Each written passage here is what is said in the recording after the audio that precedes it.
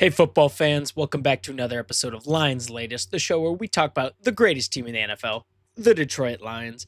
I'm your host, Bryan Hanes, and we have a great lineup of topics today to talk about, so let's just jump straight into it. Starting off, we're talking about who's going to fill that role at center with Frank Ragnow's being gone now. So there's a lot of debate over what's going to happen. Are we going to pick someone up?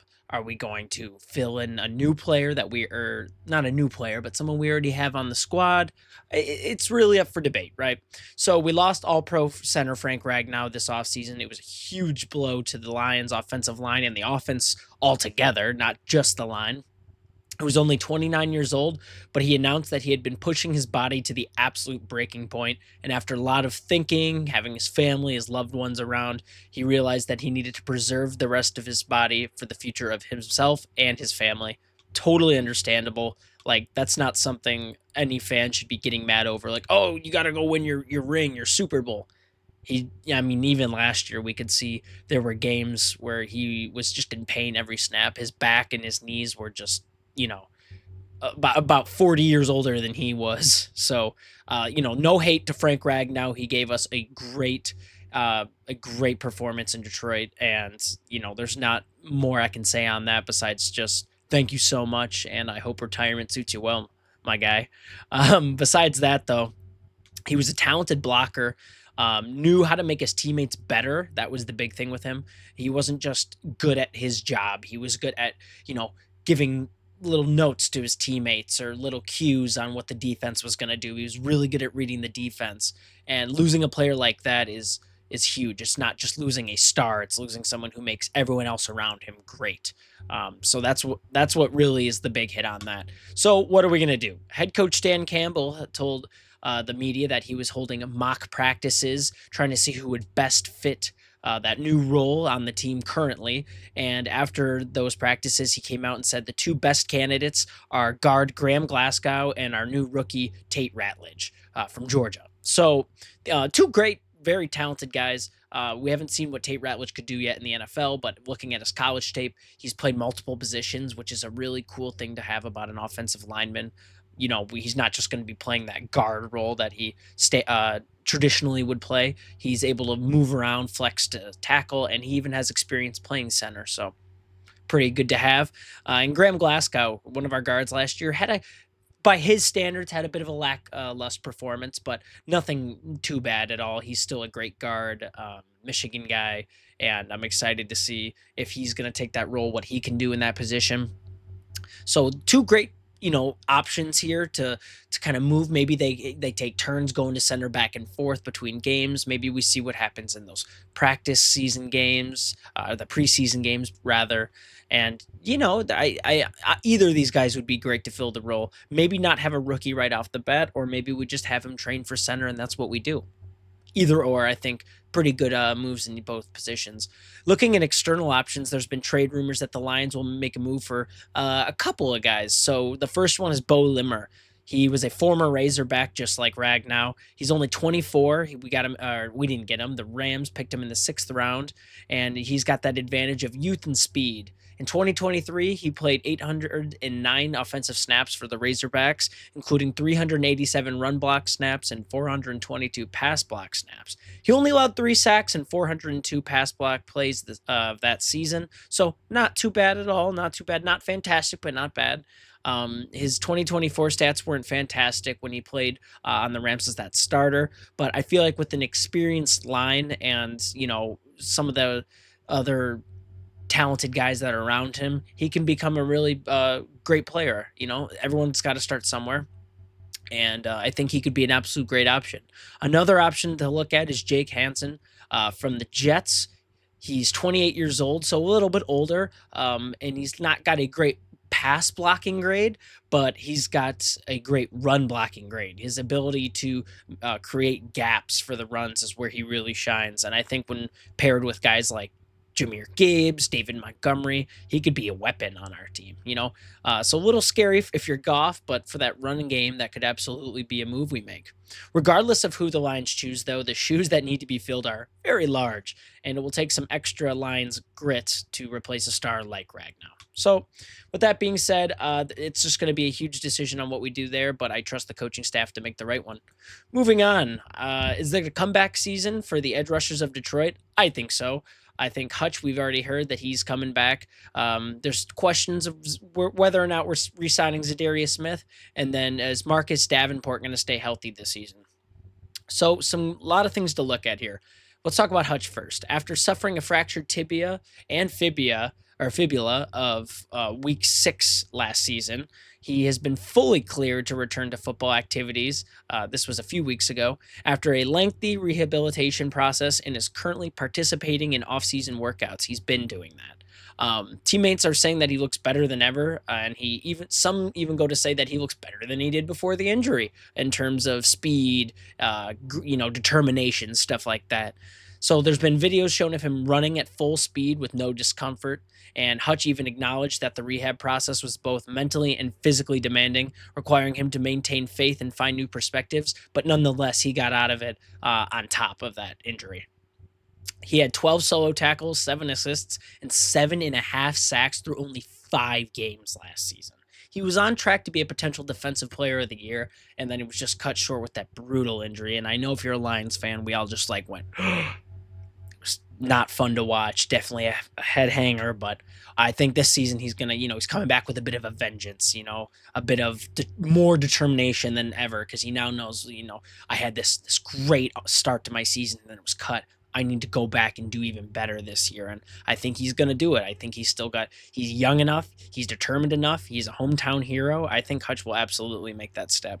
But to make the defensive end, the entire defense in terms of edge rushers, take that next step up, he needs someone to help him. So what do, right? We talked about potentially signing Zadarius Smith in the last episode. I think Marcus Davenport is still a good option. I was really excited to see what he could have done. He suffered a season-ending tricep tear in his left elbow during the game against the Cardinals last season in week 3.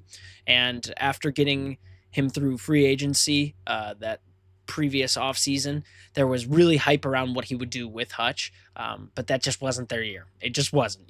Both of them ended up getting injured enough to be out for the whole season. But I'm excited to do what he could do with Hutch when he comes back. When he's finally ready to come back and fill that role. I just need to see that next step, right? And then, of course, Zadarius Smith, like we talked about, played like the later half of our season as that kind of role filler, but did great. He did a great job filling it, and he has expressed his want to stay in Detroit. So I think either option for those two guys would be great, or maybe we go somewhere else in the other direction. But those are my two I'm keeping an eye on right now. Whether or not we pick them up, I think it's going to be Hutch's comeback season, and we have a lot to look forward to in terms of getting sacks this year on some opposing quarterbacks.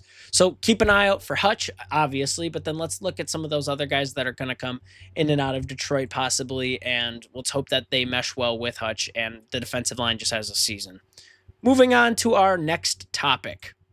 We're talking about Jameson Williams. Will he surpass his last season? And will this be his huge breakout season, right? So he's been solidified as the wide receiver 2 in Detroit.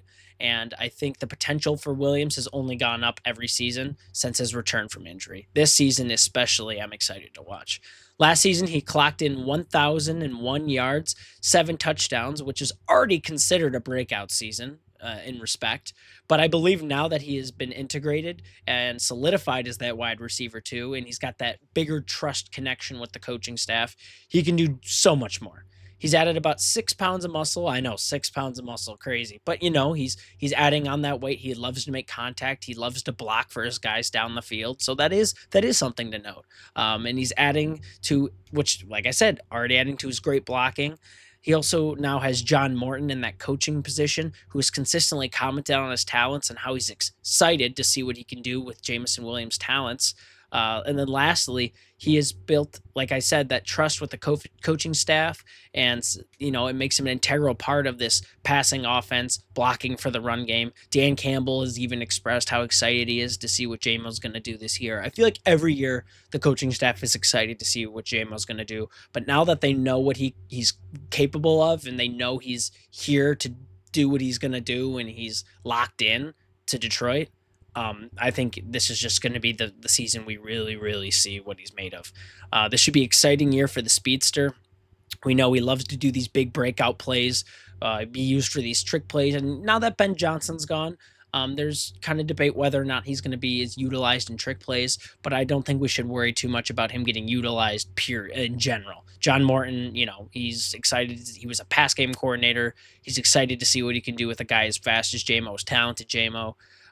And we should just keep an eye on him this year. Fantasy owners, keep an eye on him. He could definitely be a surprise pick that comes in clutch this season and kind of flexes in terms of your receiver one this year. Just saying, it's definitely a possibility. The kind of yards he can pick up in a game, the potential for Jameson Williams is only going up this season. So keep an eye on him, and let's keep him healthy, guys. Let's go Lions. Yep.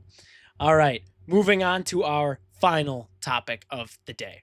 We are talking about, like we just said, new coordinators, same game plan. Let's win, right? So we got two new coordinators in offense and defense, John Morton and Kelvin Shepard. So after losing Ben Johnson and Aaron Glenn to head coaching jobs in Chicago and New York, they hired offensive coordinator John Morton and defensive coordinator Kelvin Shepard. Shepard was an internal hire. He was a linebackers coach for us already, and Morton came from the Broncos as the pass game coordinator. So as a former linebacker coach, he had been already taking on some responsibility from the past few seasons, more and more. Aaron Glenn has even spoken on it, saying that he suggested him before he left for New York just because of the amount of responsibility he had been giving him throughout the last few seasons.